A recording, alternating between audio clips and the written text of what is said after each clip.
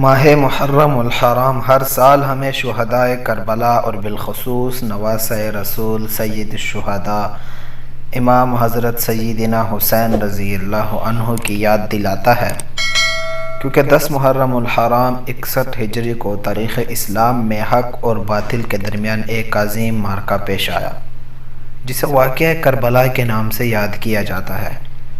اس میں شہدائے کرام رضی اللہ عنہم کے قامت برے انداز نے تمام اہل حق کو باطل کے سامنے ڈٹ جانے اور ضرورت پڑنے پر دین اسلام کی خاطر جان کا نذرانہ پیش کرنے کا عظیم الشان سبق دیا۔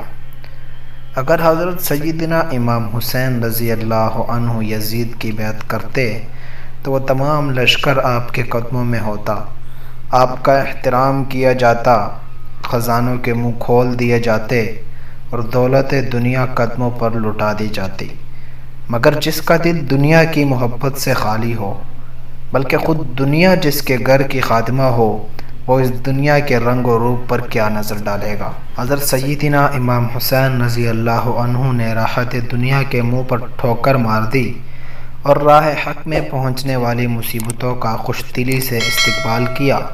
اس قدر آزمائشوں کے باوجود یزید جیسے فاسق شخص کی بیعت کا خیال بھی اپنے مبارک دل میں نہ آنے دیا۔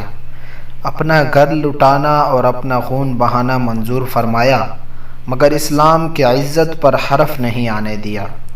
خدا کی قسم، میدان کربلا میں کربلا والوں کا اسلام کی خاطر اپنی جانوں کا نذرانہ پیش کرنا رہتی دنیا تک مسلمانوں کے لیے بہت بڑا سبق ہے۔ قتل حسین اصل میں مرگ یزید ہے، اسلام زندہ ہوتا ہے ہر کربلا کے بعد۔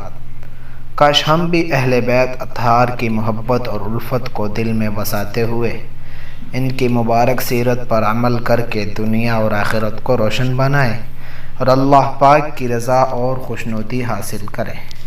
ہماری ویڈیو کو لائک اور شیئر ضرور کریں، کیونکہ دین کی بات پھیلانا صدقہ جاریہ ہے، اور ہمارے چینل کو سبسکرائب ضرور کیجئے گا اور بیل آئیکن پر بھی پریس کر دیجئے گا تاکہ جب بھی ہماری ویڈیو آئے تو آپ کو ملتی رہیں۔ شکریہ۔